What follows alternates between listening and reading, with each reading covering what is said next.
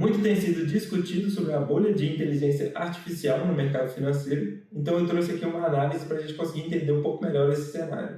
E a gente vai ver que, dependendo da forma como a gente analisa, podem ser contadas histórias completamente diferentes. A gente teve nos anos 2000 a bolha de tecnologia, só que hoje os dados mostram que a gente está longe dessa euforia que a gente teve no passado. Só que, por outro lado, se a gente analisa o fluxo de caixa das principais empresas do segmento, as projeções indicam fluxo negativo já em 2027. Então surge a dúvida, né, do que está causando isso, se isso pode afetar os preços, se de fato tem uma bolha no mercado. E para responder essa dúvida, a gente não pode olhar só para o preço das ações, que está batendo recorde atrás de recorde. A gente precisa olhar para valuation, lucratividade, capex, geração de caixa e principalmente a demanda futura por inteligência artificial. Hoje em dia a gente tem visto no mercado a denominação hyperscalers, né, que são grandes empresas de tecnologia que fornecem serviços de computação em nuvem e armazenamento de dados em grande escala. Essas são as empresas que estão demandando bastante investimento nessa área, que são principalmente a Amazon com a AWS, o Google com o Google Cloud e a Microsoft com a Azure. Além de Meta e Oracle também, que estão fazendo vários investimentos nessa área. Então, se a gente olha aqui as 4 principais empresas, Microsoft, Meta, Alphabet, que é a Google, e Amazon, a gente consegue ver que nos últimos anos a gente tem uma explosão dos investimentos, né? Em 2026 já é esperado superar os 600 bilhões de dólares, que é uma quantidade massiva ali de investimentos no segmento, e isso tem afetado toda a indústria, né? Várias empresas de semicondutores têm se beneficiado, né, com esse movimento. E esses grandes investimentos eles vêm em resposta a uma potencial demanda por computação vinda principalmente da inteligência artificial, mas não só disso, né? É um segmento que já era bastante utilizado, mas grande parte do crescimento recente tem sido bem direcionado para a inteligência artificial. Mas uma questão importante para a gente analisar é a questão de preço, né? Como que essas empresas estão sendo precificadas no mercado e se isso está condizente ali com o real valor dessas empresas. Então eu trouxe aqui 2 gráficos para a gente conseguir analisar isso, comparado com a bolha que a gente teve no início dos anos 2000, de tecnologia. Primeiro a gente vai analisar a evolução do indicador preço-lucro projetado, que pega uma relação entre o preço da ação com o lucro que ela está tendo, e como que isso veio evoluindo ao longo dos últimos anos, no momento atual, comparado com a bolha lá atrás. Deixa eu dar um zoom aqui para ficar melhor de ver. Aqui a gente consegue ver, nessa linha azul mais clara, a bolha do início dos anos 2000, e esse gráfico mostra que nos 5 anos precedentes ao estouro da bolha, a gente teve uma alta de 300% no indicador de preço-lucro das empresas de tecnologia, enquanto no momento atual a gente está com uma queda, né, nesse período dos últimos 5 anos para as empresas de tecnologia de 12%. Então isso já mostra um pouco para a gente que a valorização recente que a gente teve nas empresas de tecnologia foi muito mais sustentada pelo crescimento do lucro das empresas do que por uma expansão desenfreada dos múltiplos. Mas isso também não significa automaticamente que o mercado está barato. Só mostra que a gente não está naquele cenário irracional que a gente chegou a estar nos anos 2000. E se a gente olha aqui do lado para valorização das empresas nesse período, a gente teve uma alta de quase 800% antes de estourar a bolha no início dos anos 2000, enquanto no momento atual as empresas de tecnologia estão com uma alta de 160%. É claro que o preço por si só ele não representa muita coisa, né? O múltiplo é até mais interessante da gente analisar, mas esse aqui é mais para a gente entender um pouco melhor o comparativo desses 2 cenários, né?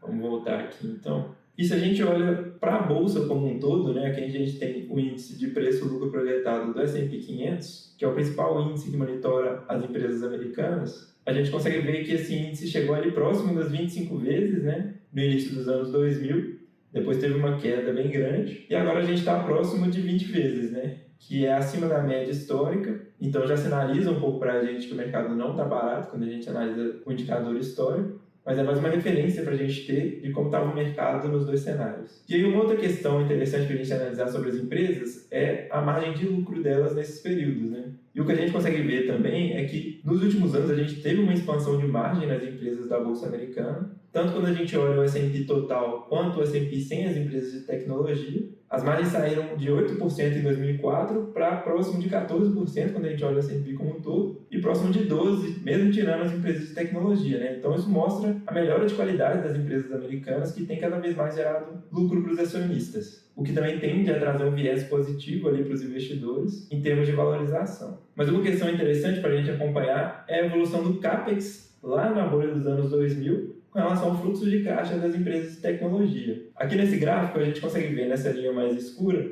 como que foi a evolução do CAPEX ao longo do tempo, que ele foi escalando, né, chegando próximo a 150 milhões de dólares em 2001, e, consequentemente, o fluxo de caixa livre das empresas foi tendo uma queda, né? Considerando todo esse CAPEX que elas estavam realizando. E aí a gente chegou num cenário que a queda no fluxo de caixa foi tão relevante, e isso não estava se transformando em receita e lucro para as empresas, que elas tiveram que reduzir todo esse investimento, e foi quando o estouro da bolha aconteceu, né? Que muitas empresas perderam bastante valor ali em pouco tempo. Tenho certeza se isso aconteceria nos dias de hoje, né? A gente já viu um ponto que está diferente, que são os múltiplos da precificação das empresas, mas a gente vai ver outras situações ali que a gente consegue separar esses dois cenários. Mas se a gente olha em termos de fluxo de caixa, a gente está num cenário semelhante. Se a gente analisa o fluxo de caixa das 5 principais hyperscalers, né, que são Oracle, Meta, Google, Amazon e Microsoft, a gente consegue ver que desde 2016 elas estavam com um fluxo de caixa crescente, chegou a bater ele próximo a 250 bilhões de dólares somado às 5 empresas. Só que de 2024 para cá, com esse aumento nos investimentos, a gente está vendo uma redução desse fluxo de caixa livre, já esperada, né, dado que o CAPEX afeta diretamente esse indicador. E o mercado já projeta que o fluxo de caixa vai estar negativo a partir de 2027. Apenas a Microsoft vai estar gerando caixa nesse período, o que pode afetar diretamente os investimentos dessas empresas caso eles não estejam dando retorno.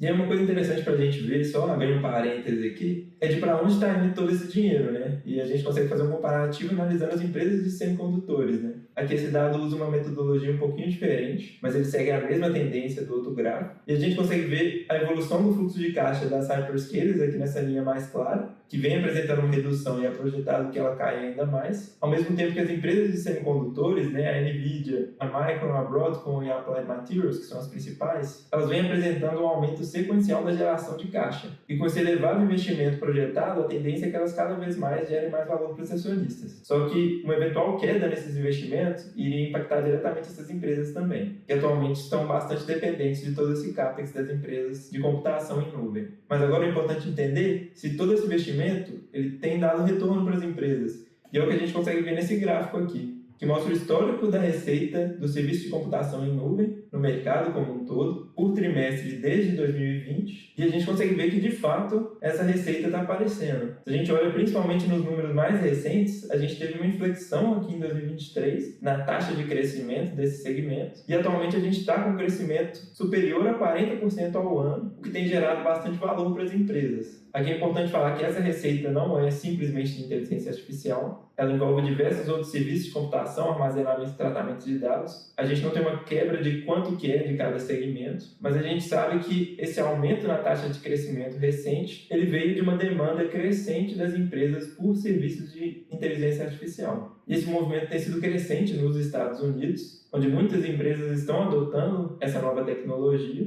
mas ainda é uma incerteza para frente de como esses números vão crescer. A gente tem até algumas projeções, aqui a gente tem uma projeção do Goldman Sachs, que estima um crescimento gigantesco no consumo de tokens ao longo dos próximos anos, podendo crescer 24 vezes em relação à capacidade global atual, o que já demonstra todo esse potencial de crescimento do setor, mas uma incerteza que a gente tem é o quanto vai ser possível monetizar toda essa tecnologia. E também, à medida que todo esse consumo vai aumentando, qual vai ser o custo que a gente vai ter para ter um crescimento tão grande nos serviços de computação? Se a gente vai conseguir atender toda a demanda energética desse setor e toda a infraestrutura de semicondutores para dar conta de todo esse serviço. Então, dependendo do cenário, se a gente tiver um cenário otimista, onde o consumo de tokens explode, o custo unitário cai, a adoção das empresas acelera também, e a receita cresce mais rápido do que a depreciação, nesse cenário, o CAPEX se mostra justificado e o fluxo de caixa tende a se recuperar também. Um cenário intermediário mais realista, né, é que os serviços de IA eles vão ser amplamente adotados, mas ter uma grande competição entre as empresas poderia gerar uma compressão de margem e queda de preços, impedindo esses retornos extraordinários esperados. E um cenário pessimista seria onde a adoção é mais lenta do que o esperado, e aí surge um excesso de capacidade, o fluxo de caixa segue pressionado, e aí as empresas começam a cortar investimento, o que afetaria todo o setor, principalmente os fornecedores e as empresas de semicondutores, né?